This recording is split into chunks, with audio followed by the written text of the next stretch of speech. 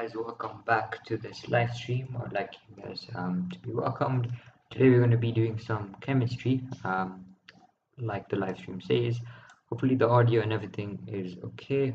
Today we're going to be basically covering the entire chemistry from the start, which is kinetic theory to little details about the states of matter, diffusion, and literally everything regarding to chemistry, stoichiometry, and everything. Let's see how much you can do on this live stream. If you cannot finish, then we will continue in the next live stream.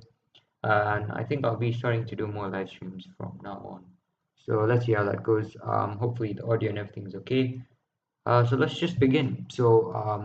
Let's start with solids, liquids, and gases. I think this is one of the most basic topics you can get in chemistry. Solids, liquids, and gases. It should be general knowledge, but then I think it's good to like go over it again to know in the future, because sometimes the basics is really important.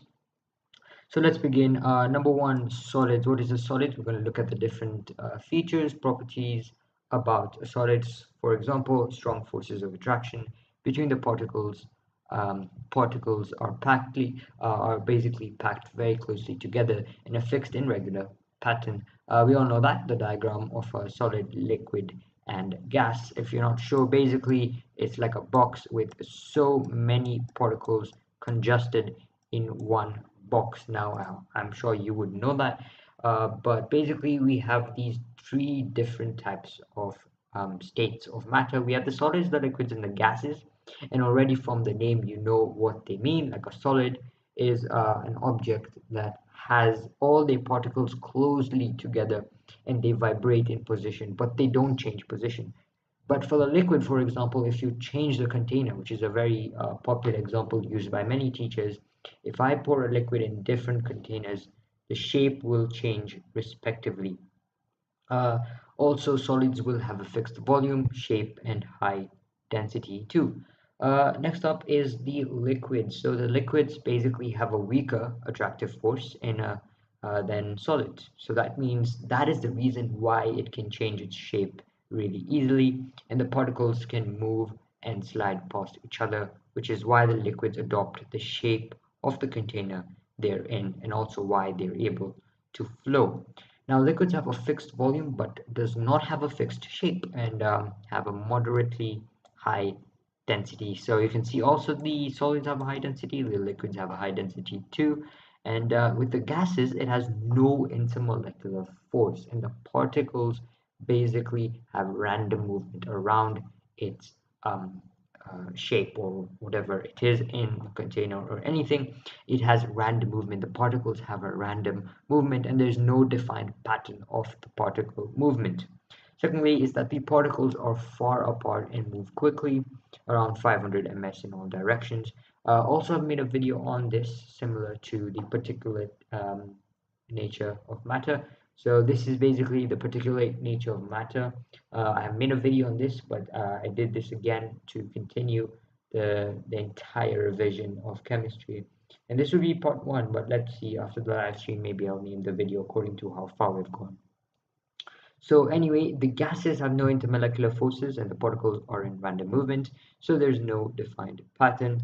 Next up is that the particles are far apart and move quickly, which is about 500 ms in all directions, and then they collide with each other and then with the sides of the containers. This is how the pressure is created inside the gas.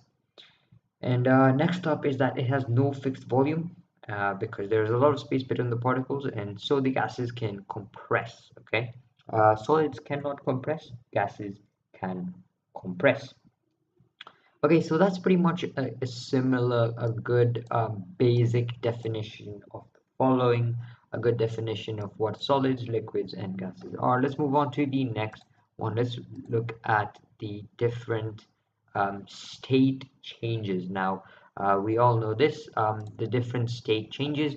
Basically, what this means is that how we can change the state of matter from one point to another point. So let's start with melting. So melting is a popular one, and we already know that it's not chemical terms, it's just the normal, even a primary kid can understand this. Melting is simply when a solid turns into a liquid, So when the solid structure will turn into a liquid structure, we say this is called melting. And to melt, you have to have kinetic energy. For all of these transformations, kinetic energy must be there, which allows these particles to move around and requires the heat that they need to change from different forms. And this occurs at a specific temperature. For example, water has a melting point of 100 degrees. Sorry, um, uh, yeah, it has a melting point. Sorry, it has a melting point of 0 degrees and a boiling point of 100 degrees. I'm really sorry about that. Okay, so yeah, so that's that. Each of them, each liquid, each substance, they have their melting points and boiling points that you will come across later. Again, sorry about that. It is 0 degrees as the melting point and then 100 degrees as the boiling point. So we move on to the boiling point. Boiling point is when a liquid changes into a gas. And we know that when we cook something or heat something, like the water evaporates. Okay, the water evaporates at a specific temperature, and that is what we call boiling. So this basically also requires heat, which causes the bubbles of the gases to form, and then therefore allows the liquid particles to escape from the surface and within um, the specific temperature that it is, and then it will be able to change its nature. It will be able to change the states of matter. The next up is it occurs at a specific temperature known as the boiling point. The previous one was the melting point, and each boiling point and melting point is unique to its respective thing. So like for melting, it's unique to each pure solid. With boiling point, it's unique to each liquid. Okay, and then we say freezing. Freezing is basically when the liquid changes into a solid. When the liquid changes into a solid, we say it has frozen. Okay, that is what we say by freezing, when the liquid changes into a solid, and this is the reverse of it. Okay, so the reverse would be melting occurs at exactly the same temperature as melting, hence the melting point and freezing point of a pure substance are different. Water, for example, freezes at 0 degrees. So for the previous example that I said, 0 degrees, it won't be applicable because this is of course a solid, but now we are talking about the liquid. Okay, so when we're looking at this, we are saying that it requires a significant decrease in temperature, and this will therefore occur at a specific temperature, which is unique for each substance. So each substance is unique to what it is. Next up, we say evaporation. Evaporation is when a liquid changes into a gas. So basically, when the liquid will become a gas, it's self-explanatory. Basically, the changing of nature. This is again general knowledge. You should know all of this by now. But you know, sometimes again, I'll repeat. You should know your basics. So it's much easier in the future. For harder questions, you can remember this and then move on accordingly. Okay, next up is the condensation. Condensation is when a gas changes into a liquid, usually on cooling, and when the gas is cooled, its particles will lose the energy. And this is because they will bump into each other and then, with the lack of energy, to bounce away again. And instead of grouping together to form a liquid, they will condense. Okay, sorry, they will group together to form a liquid. Okay, that's how it all works. um, and then there is no energy required in condensation to occur, and it takes place over a range of temperatures. Let's move on to sublimation. Sublimation is when a solid changes directly into gas, and this happens to only a few solids such as iodine or solid carbon dioxide. And the reverse reaction also happens, and it's also called sublimation. Okay, so when a solid turns into a gas, we say sublimation. When a gas turns into a liquid, we say condensation. Evaporation is when a liquid changes to a gas. Freezing is when a liquid changes to a solid, and boiling is when a liquid changes into a gas. So pretty much that is it. And so a very good diagram right here from Save My Exams, basically stating the different points. So we have first the gas, and then when it goes down, condensation. Let me show you right here. So condensation from a gas to a liquid, and then liquid to a solid, freezing. Same way here, melting, evaporation, and solid to gas sublimation, and gas to solid. They're saying desublimation. Okay, so there it is. That's the different changes of state. Let's move on to the heating curve. So here's the heating curve, and the heating curve is simply the Brownian motion. What is the Brownian motion? Brownian motion is basically the random movement of a particle in a liquid or a gas produced by large numbers of collisions with smaller particles. You can mute this live stream, sorry, pause this live stream, and then copy that down because it's a very good definition that is provided from Save My Exams, which is basically defined as the random movement of particles in a liquid or a gas, which is produced by large numbers of collisions with smaller and they're often invisible particles. Next up is the observation of the Brownian motion, which proves the correctness of the kinetic particle theory. Okay, we'll look into what this kinetic particle theory means. But basically, kinetic particle theory is when you basically gain the energy to do something. Okay, we say that's kinetic particle theorem, and you can observe this in the Brownian motion.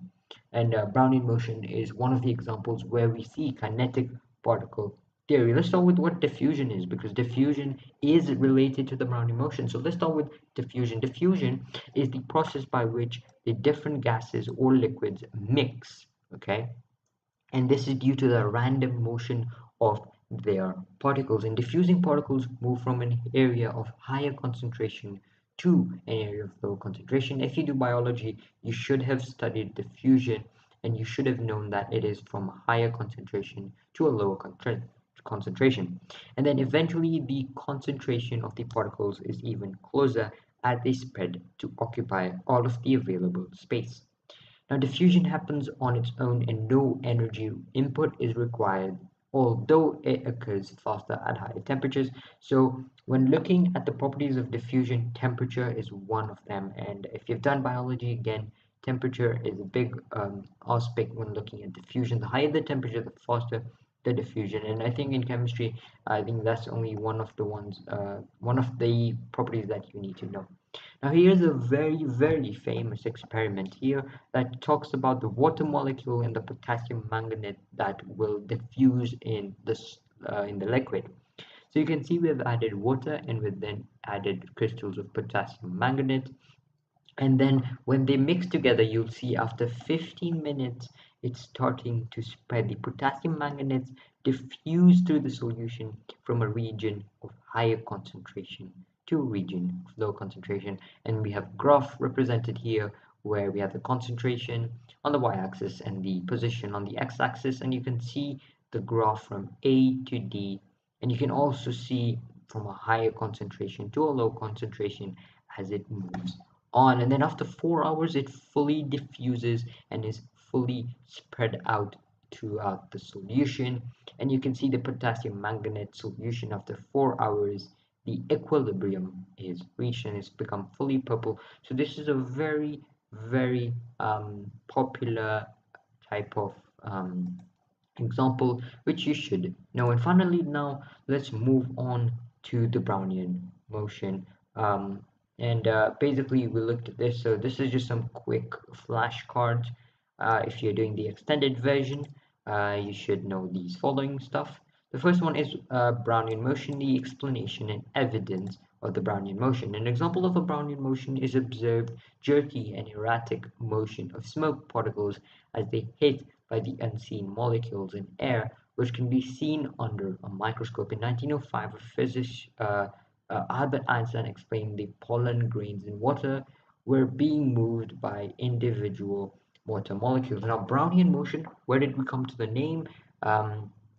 Brownian motion was basically from a guy named Brownian, who was basically he discovered this Brownian motion, and a very famous example is the pollen grains in water, where they basically Albert Einstein explained the pollen grains in water. Now you don't need to know them, but basically it's just simply where the visible particles under the microscope you can't see them, but they move around in a random bombardment, motion. So we can't see them. We can only see them under a microscope, but we can see these particles hitting each other in pollen grains in the water. So this was explained by Albert Einstein in 1905, and this is just some few examples of this. But all you need to know, the Brownian motion is simply when there's a jerky and erratic motion of smoke particles or any particle in general which cannot be seen by the naked eye. We then move on to this very famous experiment too that you need to know, which involves, I believe it involves ammonia and HCl. So we're going to look at that in just a minute. Diffusion and molecular mass. So diffusion occurs much faster in gases than in liquids as gaseous particles, which is quicker than liquid particles. Okay, which is quicker than liquid particles. And also we are seeing that at the same temperature, different gases do not diffuse at the same rate. Now, previously I said that uh, one of the characteristics or one of the properties of a diffusion, or one of the basically things that affected one of the you can say the effects, okay, that or to this diffusion is temperature. And we said that temperature, when you increase it, changes diffusion. So at the same temperature, different gases do not diffuse at the same rate. Each gas has its own diffusing rate, if you want to say like that. And this is because of the relative molecular mass. We're going to look at this in stoichiometry. We're going to look at the different definitions of this. And the lighter gas particles can travel faster and hence further, and therefore the lower its relative mass, the faster a gas will diffuse. Okay, next up is the NH3. Okay, the NH3. So you have an experiment here. That is NH3 is basically ammonia, and remember NH4 is ammonium, and you can see a HCl right here, and you can see that NH3, which is ammonia, diffuses faster than hydrochloric acid because it is lighter. Okay, because it is lighter, it diffuses faster, and NH3, which is ammonia, reacts with HCl, making the product NH4Cl, which is ammonium chloride, closer to the HCl end of the tube. This is because, again, the ammonia is lighter, so it diffuses much faster. So pretty much that is it when we're looking at the first chapter, which is the particular nature of matter. Let's move on to the experimental techniques, and it's a quite small but very important topic. So let's start with this following thing. Okay, so let's start with this, and we start with measurement. Okay, time, temperature, mass, and volume. Now you might think that this is physics, but nope. This is chemistry actually, and it's very important in chemistry when we're looking at different experiments, especially when you go into the lab. So let's start with time, temperature, mass, and volume. Let's have a in-depth explanation of all the four. So let's start with time. So time can be measured using a stopwatch or a stop clock, which are usually accurate to 1 or 2 decimal places. You know this by physics, that time is basically measured by a stopwatch. It's one of the apparatus, but in chemistry you just need to know the apparatus, not the SI unit or anything. But here it has further told us that the units of time is seconds or minutes, although other units may be used for extremely slow reactions like roasting. Roasting takes a lot of time, and it can't be only minutes and seconds. It can be days, it can be years. Some reactions take a lot of time, but then in the future you'll get to know about catalysts, which are basically or speed up reactions. And if you've done biology in the IGCSE, you should have known what a catalyst is. It's basically speeds up a reaction. But let's not go over to the biology side. For now, you just need to know what time is. Let's start with temperature. Temperature is measured with a thermometer and can normally give readings to the nearest degree Celsius. Now again, you might think that this is not chemistry, but it's really important when we're looking at experiments, and it's as important as the other topics. And digital thermometers are also available because they're more precise than these traditional thermometers. Again, as technology is improving, also, these apparatus are also increasing. Next up is the traditional thermometers, which basically rely upon the uniform expansion and concentration of a liquid substance with temperature, and they tend to be more accurate than digital thermometers, which often need to be recalibrated once in a while. Okay, so keeping that in mind, the units for temperature is degree Celsius. Okay, and finally we move on to the mass, and the next one, which I'm going to be telling you about volume, is very important because you'll get to know what a burette, a conical flask, pipette filler, and the bob pipette is, and then we'll also look at volume in gases, which is as equally important. So let's start with the mass first. Mass is measured using a digital balance, which is normally readings to two decimal places, and they must be tiered, set to 0 before use. And the standard unit of mass is kilograms, but in chemistry, grams are most often used as 1 kilogram equals to 1,000 grams. Now, the volume of a liquid can be determined using several types of apparatus depending on the level of accuracy needed. So this is very important. You need to have different types of volumes for different types of experiments, and we use different types of apparatus for more accuracy in these experiments. For example, for approximate volumes where accuracy isn't important, measuring cylinders are used, and they must very popular in labs also when, like, the small kids come into the labs. Measuring cylinders is first introduced to them because it's not that accurate, so it can be dealt easily, and they're graduated and have a scale to be measured. They're available in 25 centimeter cubed. We have 50, we have 100, and we have 250. Next up is pipettes, and they are the most accurate way in measuring a fixed volume of liquid, which is usually 10 centimeters cubed or 25 centimeters cubed. So you need to remember these following because in many multiple choice questions, they can just ask straight away, the pipettes, okay? Why should we use pipettes? Or maybe they give you a multiple choice, which one is the best suitable apparatus to use in this? So you need to know these following volumes, but you can just say that pipettes are for small volumes for being more accurate. Burettes are the most accurate for measuring 0 centimeter cubed and 50 centimeter cubed, and you use this in the titration experiment. I'm not sure if we will see this in this sort of video or this live stream, but maybe in the future videos you will encounter this because, of course, if you're doing the practical paper, you will be needing this.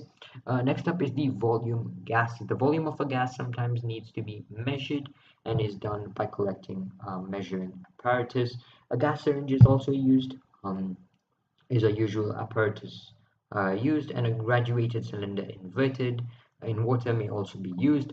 And of course, this is provided the gas isn't water soluble. So these are just basically the gas syringe. We have a conical flask and we have a reaction mixture. Okay, so that is there, and that is how we measure stuff. Let's move on to the criteria of purity. Okay, purity is very important and is talked about a lot. So we start with paper chromatography, and let's have a look at paper chromatography because so many people talk about paper chromatography and it comes so many times in exams. I think you need to know this properly. So paper chromatography, what is this? Basically, this is a technique that is used to separate substances that have different solubilities in a given solvent, and usually they are used to separate different dyes. Okay. A pencil line is drawn on a chromatography paper, and the spots on the sample are placed on it, and the pencil is used for this as ink would run into the chromatogram along with samples. The paper is then lowered into the solvent container, making sure that the pencil line sits above the level of the solvent so that the samples don't wash into the solvent container. Then, of course, the solvent travels up the paper by the capillary action and then taking some of the colored substances with it. Different substances have different solubilities, so it will travel at different rates, causing the substances to spread apart. And these substances with high solubility will travel further, while the ones with lower will not travel that much. And this is how we show the different components of the ink dye. Now let's just break down everything and give you a proper breakdown of what's happening here. So first up, a pencil line is drawn on a chromatography paper, okay, and spots of the sample are placed on it, okay. Now pencil are used and we don't use ink because ink is counted as a dye, and this will also be then it'll go along with the chromatogram, and we don't want that. That's why we use pencil because it has no dye, it has no ink. Okay, so the first thing, you draw a pencil line. Okay, let's show you this. Okay, so we have the pencil line drawn. You put your samples. Okay, and then next up, what you do is that the paper is lowered into a solvent container. This is how a solvent container looks like right here. Let me just get the pen tool. As you guys can see right here. So I'll just sorry. So this is what we say is the solvent container. Okay, and basically what happens is that it is lowered to the solvent container, and then the pencil line sits just above the level of the solvent, and then basically the solvent travels up the paper by the capillary action, and then they spread all across. So you can see here the different steps. Set up the chromatography paper as shown below. We have the chromatography paper, we have a line drawn on the pencil, we have the reference materials, blacking substance to be tested. Then we have the lower the paper into the beaker with the appropriate solvent. Wait for the solvent to travel up the paper, so it will go up the paper. And then analyze the chromatogram, so you'll have spread it across, and then you basically find it. So how do you interpret simple chromatograms? If two or more substances are the same, they will produce identical chromatograms. If the substance is a mixture, it will separate in a paper to show the different components as separate spots. An impure substance will show up with more than one spot, and a pure substance will only show one spot. Finally, let's move on to the next one, and then we'll have a short 5-minute break because in these long live streams, I think breaks are really important. So let's move on to the methods of purification. So you can see it's a big topic right here.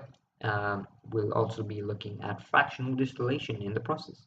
So let's see, and let's have a look at this.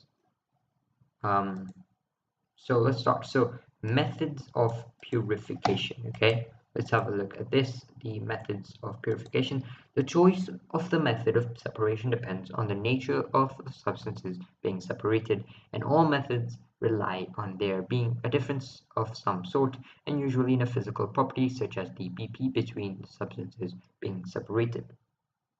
Okay, so mixtures of solids, differences in density, magnetic properties, sublimation, solubility can be used.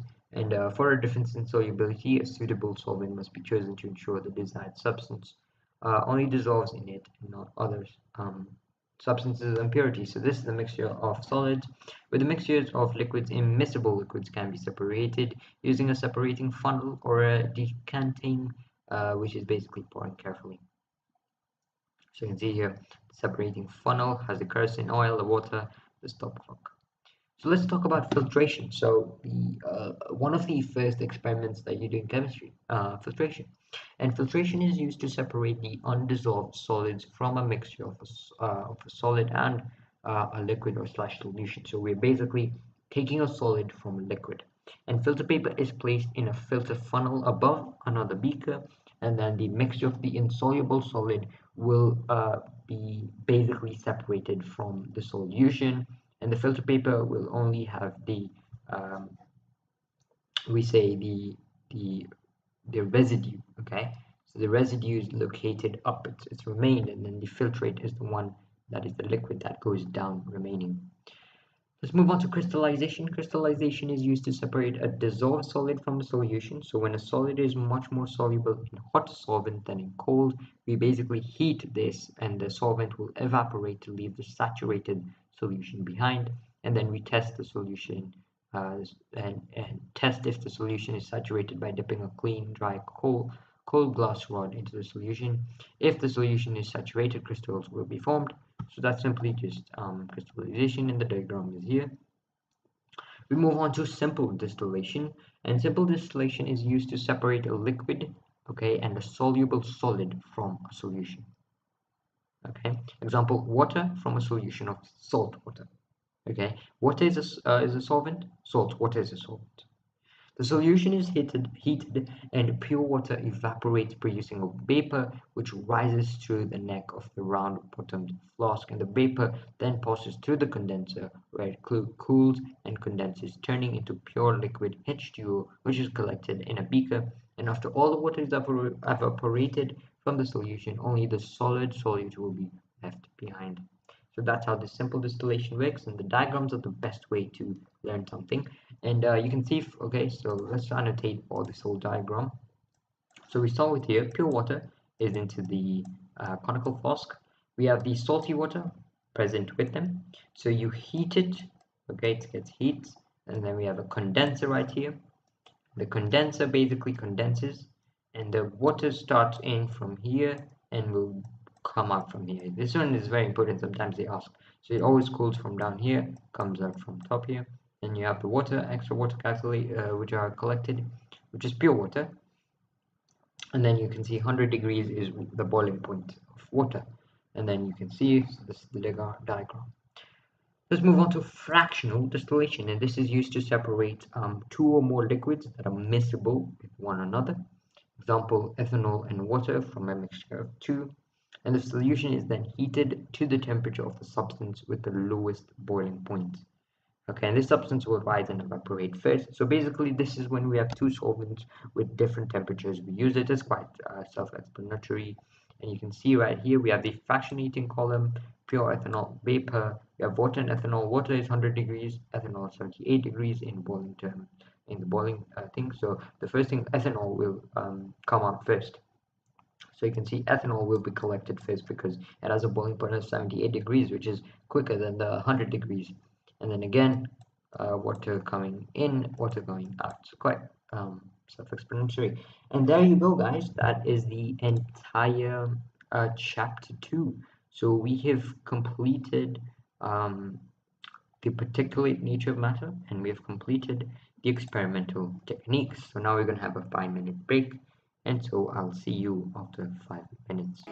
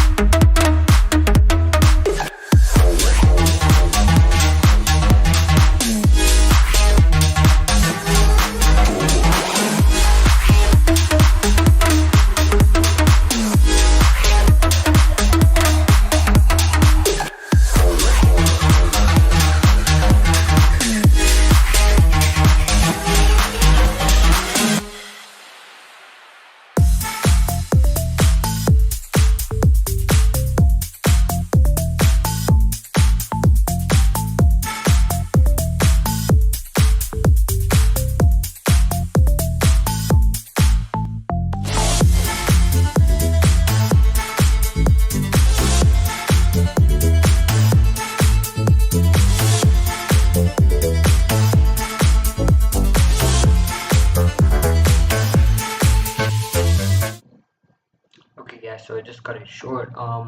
So basically, I'm just gonna end the live stream now. I just noticed that. Let me just do two topics per live stream. So in the next live stream, I will be looking at the atomic structure and the periodic table. So stay tuned for that.